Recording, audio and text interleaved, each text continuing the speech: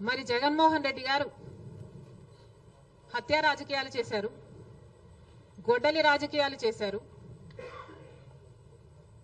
హత్య చేయించిన వాళ్ళతో భుజాలు రాసుకొని తిరిగారు, సొంత చెల్లెళ్ళకే వెన్నుపోటు పొడిచారు, 5 కోట్ల మంది ఆంధ్ర రాష్ట్ర ప్రజలకు బీజేపీ పార్టీకి ప్రత్యేక హోదాను తాకట్టు పెట్టారు.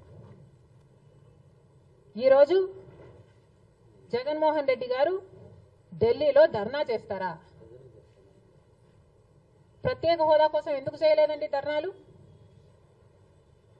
5 సంవత్సరాల మీద అధికారంలో ఉన్నారు కదా, మరి ఢిల్లీలో మీరు ప్రత్యేక హోదా కోసం ఎన్నిసార్లు ధర్నాలు చేశారు? ప్రత్యేక హోదా అసలు ఊసే లేకుండా చేశారు కదా. ప్రత్యేక హోదా గురించి మీరు ఏ రోజు పట్టించుకోలేదు, పోలవరం గురించి మీరు ఏ రోజు పట్టించుకోలేదు, రాజధాని గురించి అని చెప్పి 3 రాజధానులను కన్ఫ్యూజ్ చేశారు. ఆఖరికి కడప స్టీల్ ఫ్యాక్టరీని కూడా మీరు పట్టించుకోలేదు. విశాఖ స్టీలు మన రాష్ట్రానికే తలమానికం అయినా అమ్మేస్తామన్నా కూడా పట్టించుకోలేదు. ఈరోజు మాత్రం ఢిల్లీకి వెళ్ళి ధర్నా చేస్తారట. మీ కార్యకర్తను చంపేస్తే ఢిల్లీకి వెళ్ళి మీరు ధర్నా చేస్తున్నారే, మరి మీ సొంత చిన్నాన్నను చంపేసినప్పుడు మీరు ఢిల్లీలో ఎందుకు ధర్నా చేయలేదు న్యాయం కోసం? జగన్మోహన్ రెడ్డి గారు సమాధానం చెప్పాలి. ఒకవైపు ఇక్కడ అసెంబ్లీ జరుగుతుంది. అసెంబ్లీ జరుగుతున్న సమయంలో మీరు అసెంబ్లీలో ఉండకుండా ఉండే ధైర్యం మీకు లేక ఇలా సాకులు వెతుక్కొని మీరు ఢిల్లీ వెళ్తామంటున్నారే. అంటే అసెంబ్లీలో ఏ బిల్లు ప్రవేశపెట్టినా అది ప్రజలకు వ్యతిరేకమైన అది పాస్ అయిపోవాలనా? మీరు ఉన్నదే 11 మంది. కనీసం ఆ బిల్స్ మీద డిస్కషన్ మీకు అవసరం లేదా? మీరు కొట్లాడాల్సిన అవసరం లేదా? ఏం ఆలోచన చేస్తున్నారు జగన్మోహన్ రెడ్డి గారు? అసలు ఈ వెనుకొండలో జరిగిన హత్య కూడా పొలిటికల్ మర్డర్ ఇది కానే కాదు, ఇది వ్యక్తిగత మర్డర్ అని కూడా అంటున్నారు కదా.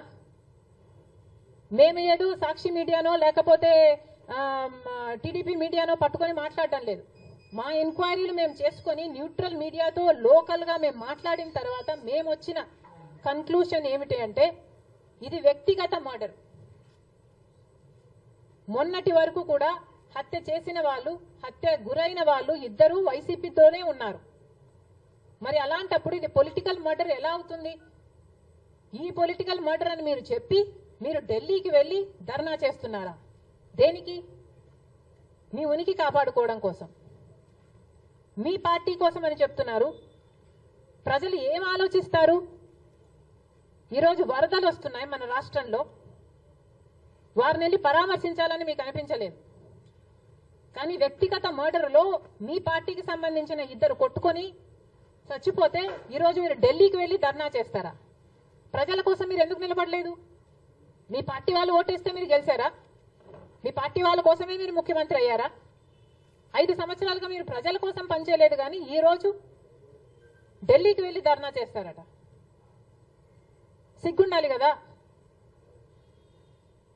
కానీ ఈ విషయంలో పోలీసులను కూడా అడుగుతున్నాం.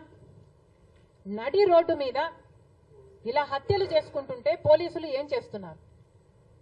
ఆంధ్ర రాష్ట్ర పోలీసులుగా మీ బాధ్యత కాదా లా అండ్ ఆర్డర్ మెయింటైన్ చేయడం? ముఖ్యమంత్రి గారు, డిప్యూటీ ముఖ్యమంత్రి గారు చంద్రబాబు గారు, పవన్ కళ్యాణ్ గారిని కూడా ప్రశ్నిస్తున్నాం. మీ హయాంలో నడి రోడ్డు మీద ఇలా మర్డర్లు జరిగితే మీరు బాధ్యులు కారా? మీకు ఆపాల్సిన బాధ్యత లేదా? లా అండ్ ఆర్డర్ ఉన్నట్టా చచ్చిపోయినట్టా మన రాష్ట్రంలో? మళ్ళీ చెప్తున్నాం, మీరు జోక్యం చేసుకోండి, ఇలాంటివి కాకుండా చూసుకోండి. పోలీసులు కూడా అప్రమత్తంగా ఉండాలి. ఈ లా అండ్ ఆర్డర్ సిచ్యువేషన్ ని కంట్రోల్ చేయాల్సిన బాధ్యత పోలీసులకు ఉంది, ముఖ్యమంత్రికి ఉంది, డిప్యూటీ చీఫ్ మినిస్టర్కి ఉంది. దయచేసి మళ్ళీ ఇలాంటివి జరగకుండా చూడండి.